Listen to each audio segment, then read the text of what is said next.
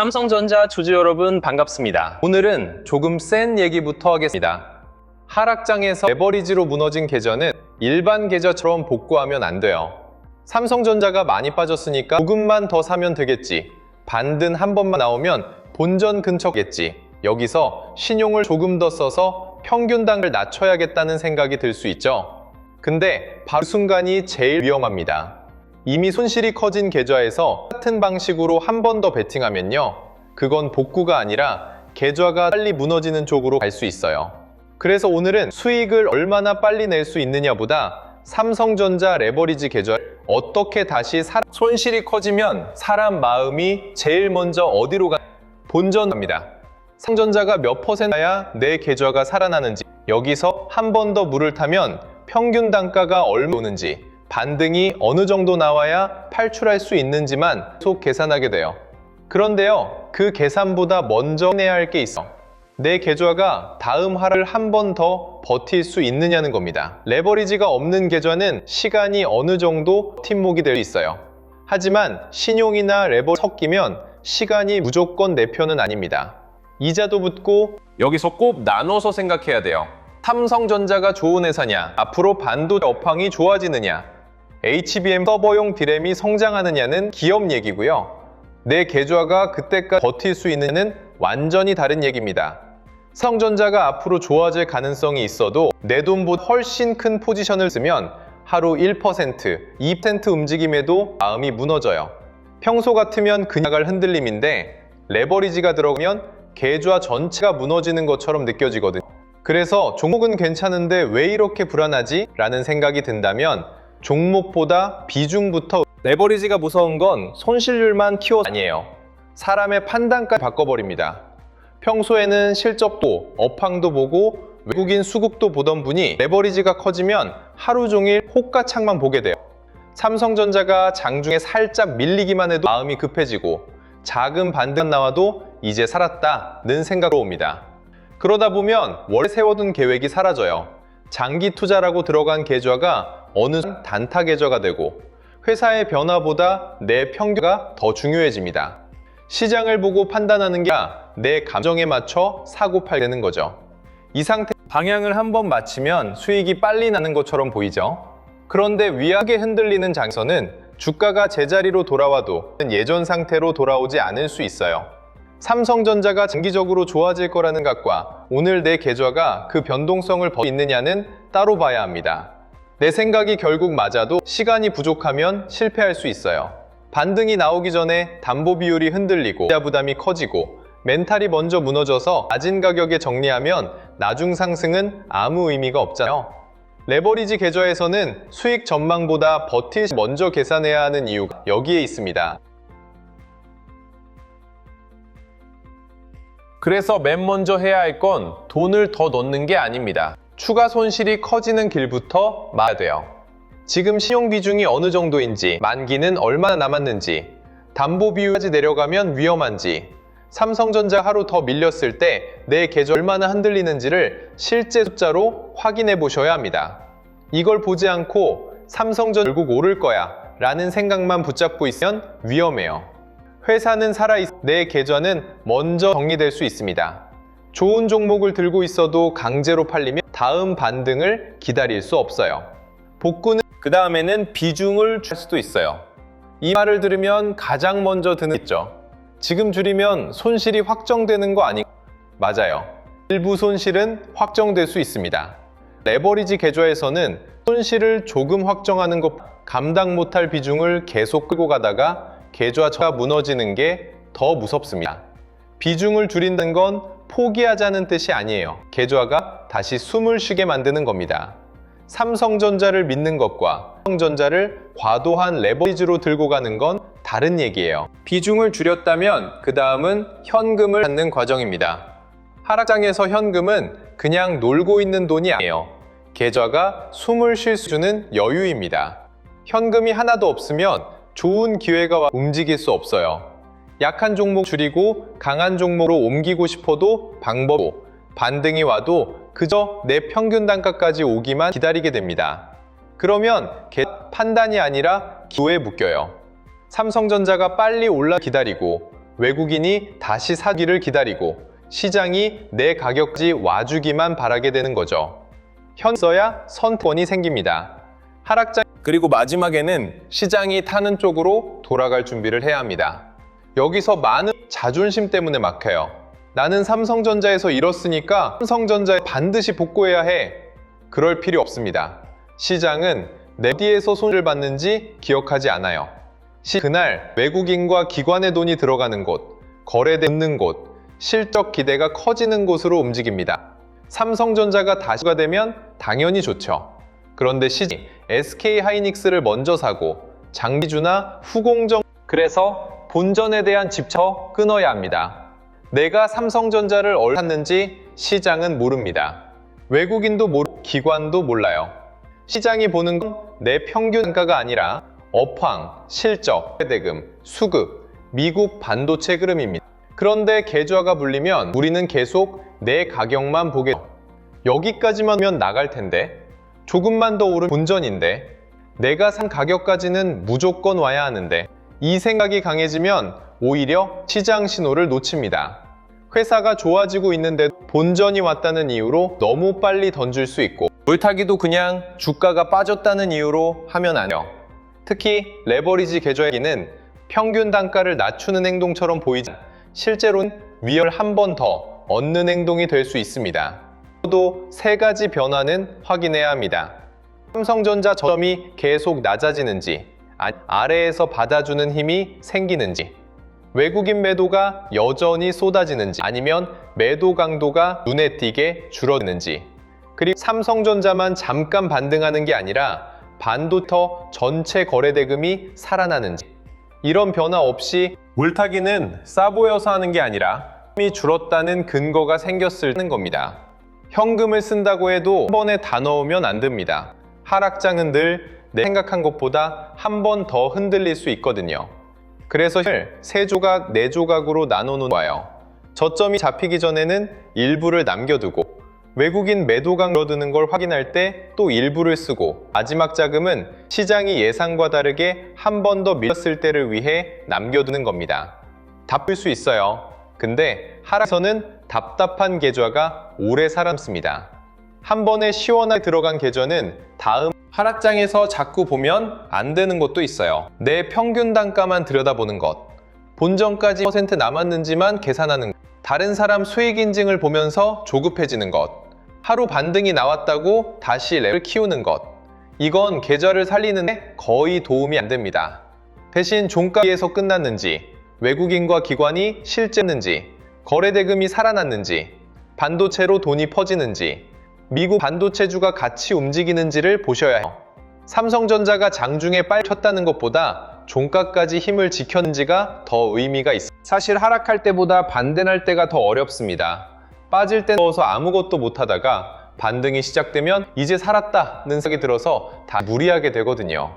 레버리지 계좌는 특히 그래요. 오늘 강한데 신용을 다시 써야 않을까? 이번에 조금만 더 타면 본전이 빨라지지 않을까? 여기면 또 못 사는 거 아닐까?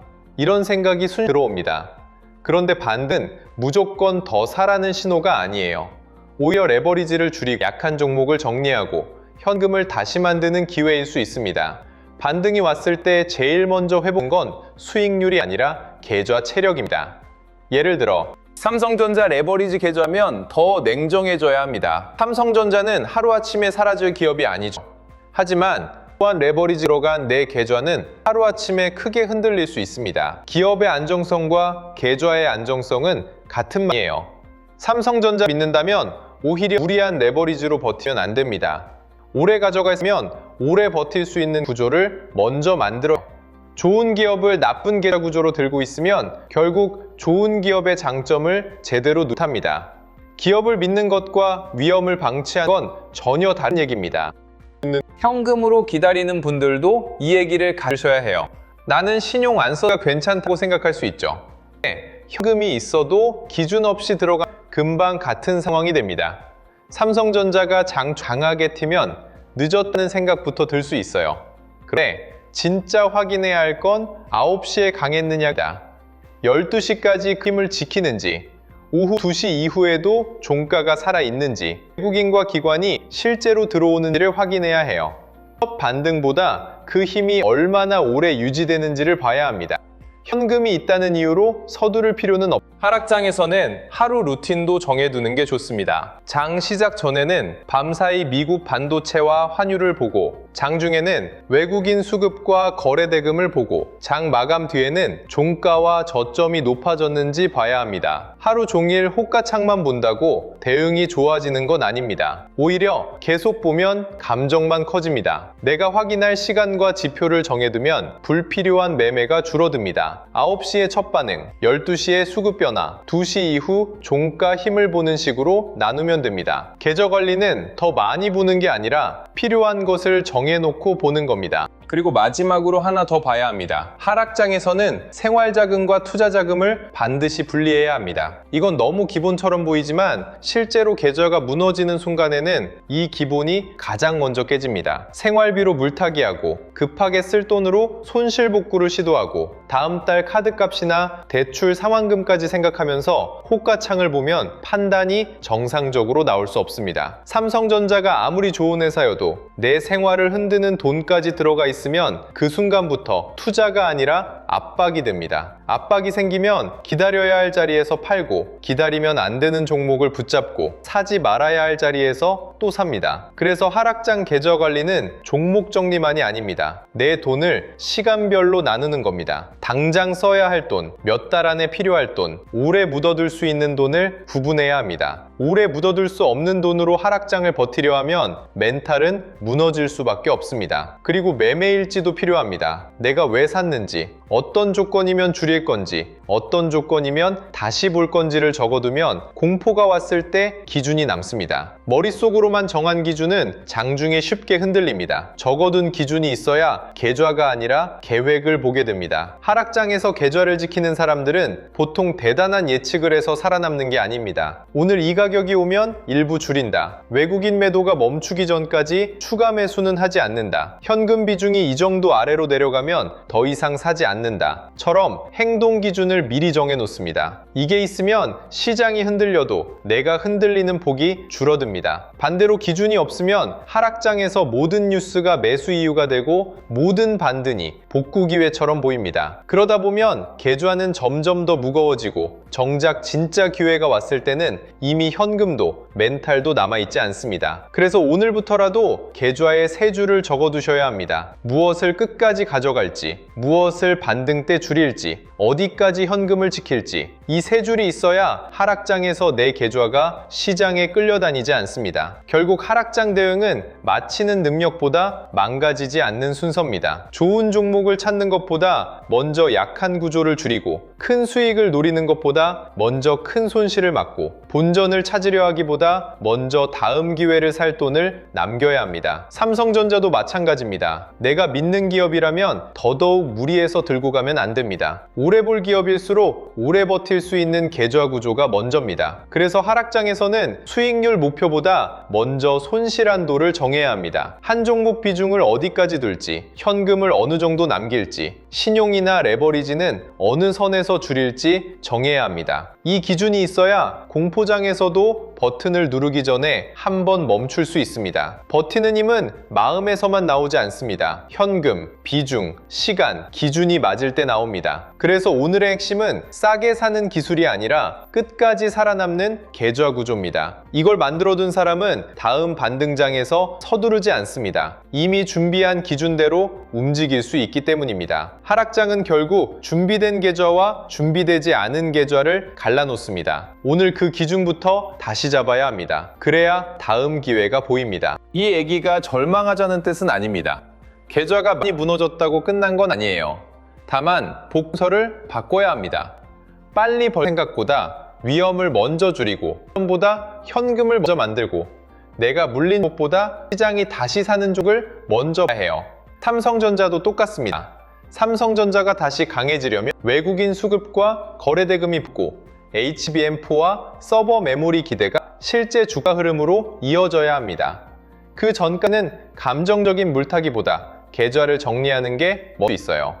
다음 상승장을 보는 건 결국 살아남은 하락장에서 더 무서운 건 정보가 없는 게 아닙니다. 정보가 너무 많은데 무엇을 먼저 봐야 할지 모르는 겁니다. 어떤 뉴스는 공포를 키우고 어떤 뉴스는 반등 기대를 줍니다. 어떤 종목은 빠지는데 다른 테마는 오릅니다. 지수는 흔들리는데 특정 종목에는 거래대금이 몰립니다. 이때 기준이 없으면 계좌가 시장보다 더 크게 흔들립니다. 그래서 영상 아래 더보기란에 주도주 알림센터를 열어두었습니다. 단순히 뉴스를 모아주는 곳이 아닙니다. 시장의 돈이 어디에서 빠지고 어디로 다시 들어가는지 확인하는 도구로 활용하셔야 합니다. 장전에는 미국 반도체와 금리, 환율을 통해 그날의 시장 위험도를 먼저 확인해야 합니다. 미국장이 강했는데도 원화가 약하고 외국인 선물이 약하면 국내 대형주는 생각보다 힘을 못 받을 수 있습니다. 반대로 미국장이 흔들렸어도 장 시작 후 외국인 매도가 줄고 거래대금이 특정 테마로 붙으면 시장은 다시 방향을 만들 수 있습니다. 장중에는 대장주만 보지 말고 돈의 이동을 봐야 합니다. 삼성전자가 버티는지, SK하이닉스가 같이 움직이는지, 장비주와 후공정, 전력기기로 돈이 퍼지는지 봐야 합니다. 하락장에서도 돈은 완전히 사라지지 않습니다. 약한 곳에서 빠져나와 강한 곳으로 이동합니다. 장 마감 뒤에는 종가와 저점을 확인해야 합니다. 하락장에서는 장중 반등보다 종가가 중요합니다. 장중에는 희망을 주다가도 종가에 무너지는 경우가 많습니다. 반대로 장중에는 약해 보여도 종가가 저점을 높이고 마감하면 누군가 아래에서 받아간 겁니다. 주도주 알림센터는 이런 흐름을 장전, 장중, 장 마감 뒤로 나눠서 확인하는데 활용하셔야 합니다. 알림이 왔다고 무조건 매수하는 것도 아니고 판단을 맡기는 자동운전 장치도 아닙니다. 지금 시장에서 어떤 테마가 살아있고 어떤 종목에 거래대금이 붙고 외국인과 기관이 어디서 빠지고 어디로 들어오는지 보는 레이더입니다. 그래서 영상 아래 더보기란에 주도주 알림센터를 열어두었습니다.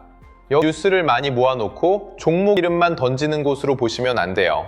장은 미국 반도체 흐름과 금리, 환율을 보면서 그날 시장이 얼마나 흔들릴 수 있는지 먼저 확인합니다. 장이 삼성전자와 SK하이닉스에 돈이 붙는 대형주에서 빤 자금이 장비주와 후공 전력기기, 데이터 센터로 이동하는지 흐름을 봅니다. 그리고 장이 끝난 뒤에는 장중 등이 종가까지 살아남았는지, 거래대금이 남았는지, 저점이 높아지고 있는지를 다시 연결합니다. 레버리지로 흔들린 계좌, 특히 하락장에서는 알림을 매수 신호로만 보면 안 됩니다. 지금 필요한 건 무조건 살 종목을 찾는 게 아니라 시장의 돈이 어디에 남아있고 어디서 빠지는지를 보는 겁니다. 삼성전자가 약할 때 SK하이닉스가 버티는지, 반도체 장비주가 먼저 돌아서는지, 전력기기나 데이터 센터 쪽으로 돈이 이동하는지 확인해야 합니다. 이 흐름을 알아야 보유자는 흔들릴 때 기준을 잡고 현금 대기자는 무리하게 추격하지 않을 수 있습니다. 계좌 복구도 결국 시장이 다시 사는 쪽에 맞춰야 가능합니다. 하락장에서 살아남는 사람은 많이 맞히는 사람이 아니라 돈의 이동을 늦게 보지 않는 사람입니다. 혼자서 장전부터 장마감까지 이 계속 따라가기 어려운 분들은 영상 아래 더보기란에 공신청 페이지를 통해 주도 알림센터 입장 안내를 확인해 보시기 바랍니다. 사칭 경로가 있을 수 있으니 영상 더보기란에 있는 공식 링크만 이용하셔야 합니다. 특히 페이지로 계좌가 흔들린 분들은 알림을 보고 급하게 따라가면 안 돼요. 내 계좌의 비중과 현금 상태부터 정리하고 그 다음 시장이 어디를 다시 사는지 확인 용도로 활용하셔야 합니다. 아무리 좋은 흐름이 보여도 계좌 구조가 이미 망가져 있으면 제대로 대응하기 어렵습니다. 계좌 정리와 마지막으로 한 줄만 기억하시면 됩니다. 공포장에서 계좌를 지키는 건 용기가 아니라 구조입니다. 좋은 기업도 비중이 과하면 공포가 되고 좋은 반등도 현금이 없으면 기회가 되지 않습니다. 삼성전자를 믿는다면 더더욱 계좌가 버틸 수 있게 만들어야 합니다. 수익보다 생존이 먼저입니다. 멘탈보다 비중이 먼저입니다. 비중보다 현금이 먼저입니다. 계좌가 살아있어야 다음 상승장을 볼 수 있습니다. 다음 영상에서는 더 좋은 소식으로 찾아뵙겠습니다. 오늘도 시청해주셔서 감사합니다.